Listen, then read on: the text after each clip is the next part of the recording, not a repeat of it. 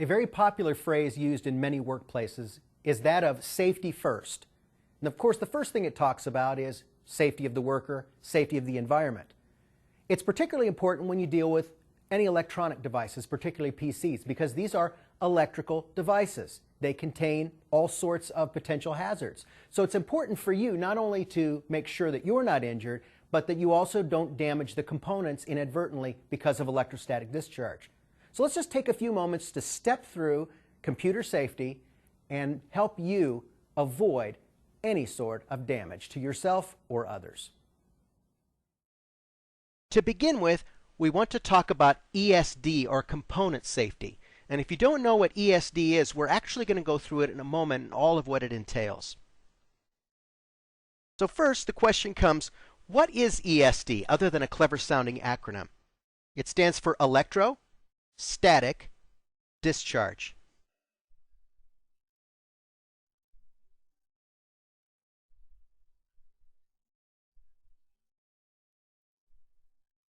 And hence you see where the acronym comes from. And essentially this is electricity discharged from the human body to electronic components. To basically explain this a little bit is there's an electrical charge that can build up between a person and a computer when the two come into physical contact. If you've ever walked across a carpet and then touched a doorknob and gotten a spark, that is electrostatic discharge. Now, it may be fun to just sort of do it to other people with this electric shock because it's not harmful, but electronic components can be destroyed by this. Discharged voltage can actually be in excess of 30,000 volts, and again, it can weaken or destroy electronic components. So it's really not a small matter in terms of computer safety. Obviously, in order to be able to prevent electrostatic discharge from happening, you have to actually take specific steps to make sure that it doesn't happen. The first is an anti-static wrist strap. This is actually a small strap with metallic elements in it that also attach on the other end to an alligator clip, which then you can actually put on the chassis of the personal computer to prevent discharge. Worst case, if you don't have an ESD wrist strap, just make sure that you actually physically touch bare metal on the computer before you do anything. That's sort of the last resort method. An anti-static wrist strap is going to be much better for you. Anti-static mats actually function differently than the wrist straps that we've been talking about. The wrist straps actually mitigate the whole point of static discharge. But what anti-static mats do is they actually prevent the buildup of the static charge in the first place. Something else that is critical for you to use is when you have components, store them in anti-static bags. Because not only can there be discharge from human contact, but there's also other aspects that can come into contact with components. Keeping them in these anti-static bags, which is standard practice, by the way, is going to be able to prevent a lot of problems. And also, non-carpeted work areas are a great idea. Having a tiled work area, for instance, in a place where you're working on the computers is actually going to be a great idea. And always, always remove watches and jewelry before working on the computer. It's a better way of just preventing problems, and it can certainly take care of the electrostatic discharge issue as well. Now, when you first hear the recommendation not to wear jewelry of any kind working on computers, it may sound a little odd, but the thing you have to realize is that jewelry is made out of metal, and metal is an electrical conductor, and that's actually what can create the problem. Another good safety recommendation is to make sure you wash your hands after you've been working on these electronic components and their systems, because you could get solder or something else in your hands that could end up being toxic. Now, earlier we talked about power supplies, we talked about voltage, we talked about amperage and watts and so forth. But one of the things that you could have certainly gotten out of that lesson is that electricity as a force can be exceptionally dangerous. So you don't want to take any chances when you're dealing with electrical components. So we want to take a moment to give you a good handle on how you individually can be safe when dealing with any type of electrical components. Now, there are a variety of different hazards that you can run into. Remember that computer systems and their components use electricity to function, and because of that, certain components can pose an electrical safety risk. The first is power supplies. Remember, these actually can have very high voltage within them, and you want to be very careful with them. You can also deal with electrical inverters. For instance, if you're converting DC to AC or AC to DC respectively, depending on what you're dealing with, inverters can actually be a very important part of that equation. But as a result, they're also electrical instruments, and you need to be careful with them. CRTs, remember, these are vacuum tubes that can actually hold very high voltage electrical charges and can actually cause very serious injury and even death. So don't mess with CRTs. Hopefully, with the proliferation of flat screens, you won't ever come in contact with one. But again, no field serviceable components are inside. And laser printers. You think, wow, laser printers, really? Yes, but keep in mind that laser printers, remember, have great amounts of heat that can get built up in them, and they also contain electrical components that can also give you a nasty shock. So just some things to keep in mind. Another aspect of electrical safety has to do with fire safety. Now, if you've ever actually looked at different fire extinguishers, you will sometimes see codes on them that tell you what kind of fire extinguisher and what kind of material it's designed to extinguish. For instance, there's what's called Class A. Many times, if you've ever seen the types of extinguishers that you turn over and has sort of a soda water inside of it, this is a Class A extinguisher. This is useful for paper, wood, cardboard, and those types of materials. Next, you have Class B, which is combustible liquids. For instance, gasoline and so forth. You don't want to use something designed, for instance, just to deal with paper, wood, and cardboard because it won't correctly deal with the combustible liquid type of issue. Then you have electrical equipment. There's a specific type of extinguisher best used on that. Then you have combustible metals. And then you have Class K, which is oil and grease. In the context of electrical safety, this is the one you actually want to be using anytime you have to extinguish an electrical fire. Don't use one of the other types. It may cause more harm than good. So dealing with electrostatic discharge, that kind of makes sense. In electrical safety, that makes sense. But when you talk about physical safety, again, these may not be the types of things that just sort of instantly present themselves to your mind. Physical safety is also an important aspect to deal with when it comes to dealing with equipment. The first is heavy objects. If you've dealt with network equipment, you realize that when you pick up those boxes, they can be heavy. Computer components are the same way.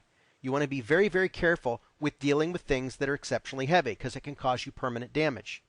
So the rule of thumb is, if what you're trying to carry is over 25% of your weight, then ask for help. It's not saying that you're a weak person to actually ask for help when picking up something heavy. It's much better to be able to be safe and not have recurring physical problems as a result of doing something incorrectly. Now, if you do have to lift, make sure you lift with your legs. Don't try bending over and then straightening up with your back, because that will almost certainly cause problems.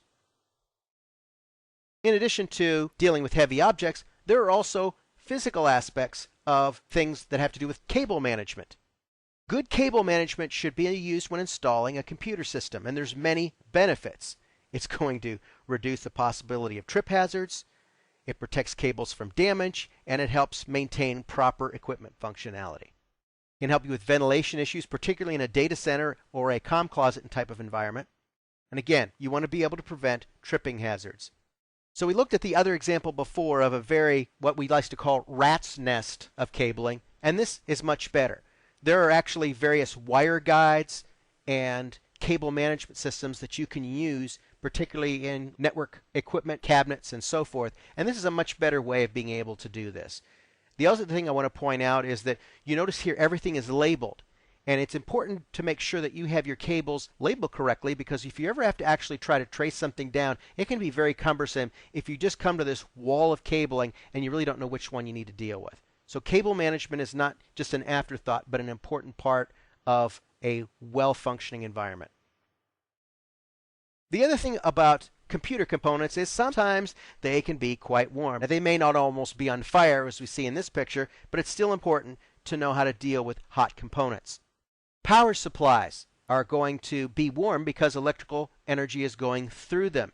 And particularly if the fan is not functioning correctly or something else is malfunctioned, they can actually become quite hot. So be very careful in dealing with power supplies. Processors. Processors are going to create a very large amount of heat, which is why you usually have heat sinks and fans and so forth, and even liquid cooling systems in order to be able to make sure that the environment is going to be able to be stable. Again, heat sinks. By their nature, they're supposed to draw heat away from the processor, which means that even with fans, they can be quite warm. So be very careful if you come into contact with them. And again, the laser printer fuser, because it heats up to such a high degree, it could very easily create burns on the skin. So always be aware of that as well. Another fire hazard is actually toner that's been used, for instance, in laser printers. It can actually pose a fire hazard if it's not cleaned up correctly, especially when it's been vacuumed. So make sure that it's properly cleaned up. The final aspect of safety I want to address has to do with safety of the environment. Many of the materials used in various computer components are actually toxic, both to human beings and to the environment as well. So I want to just take a brief look at what it means to properly observe environmental safety when dealing with computers and computing technologies. First, you need to understand that many computer components are going to have a potential impact on the environment. Circuit boards contain mercury. That's not going to be helpful to groundwater or anything else. Toner. Toner is also a pollutant. It needs to be properly disposed of. You know, it seems like we're making CRTs into these horrible villains. They're really not in and of themselves. But CRTs, in addition being able to give you a nasty electrical shock, actually contain potentially hazardous materials. So you need to keep that in mind as well. And batteries. Batteries also can create environmental hazards because they contain acid and various other types of chemicals. Another one of the chemical risks that actually can happen is when capacitors have blown. And this actually can happen in both motherboards and video cards. So there's chemical risks involved with that type of problem. So how do you dispose of computer components? Many people would just simply dump them out in a landfill or put them in a trash can. You can actually see some wires and other things in here. But let me just make it simple. Disposal should not be done this way. Do not dump them in a landfill. Do not dump them on the side of the road or put them in a dumpster. This is not the way to properly dispose of these types of components. Instead, you do it this way. Many types of different environmental groups and state agencies will actually have an e-waste or electronic waste where you can actually take these components where they will be properly disposed of in a way that's not going to create or introduce problems into the environment. So some terms we want to review as we finish this lesson. ESD stands for electrostatic discharge, and this is the discharge of electricity from the human body to electronic components, frequently involving metallic aspects as well, and electronic components. And it can actually damage or even destroy those components as well. So you could buy some very expensive memory, and if you end up accidentally discharging into those, it could completely ruin them. Next, the anti-static wrist strap. This is one of the first aspects we talked about in terms of mitigating electrostatic discharge. And this is a small strap with metallic threads attached to a wire for use in creating a grounded connection to an electronic device, thus preventing electrostatic discharge. Class C fire extinguisher. Remember, this is a non-water based extinguisher used to suppress fires caused by electricity or electrical components. Water on electrical components would be a disaster, but this type of fire extinguisher would be exceptionally helpful. And then we finished with e-waste or electronic waste. It's sometimes just a term that just refers to components that could damage the environment, hazardous materials, but it's also used to describe programs for recycling these materials, an e-waste recycling program. Like so many other things in life, safety is no accident. It requires planning and forethought. And again, this applies both to you personally in dealing with electronic components, as well as the devices that you're working on. Either can be damaged. If you actually apply the principles that we talked about, you can avoid all of that. Taking shortcuts may actually save a few moments of time, but can actually add much more if something careless happens. The bottom line is if you take care, then you will not need care.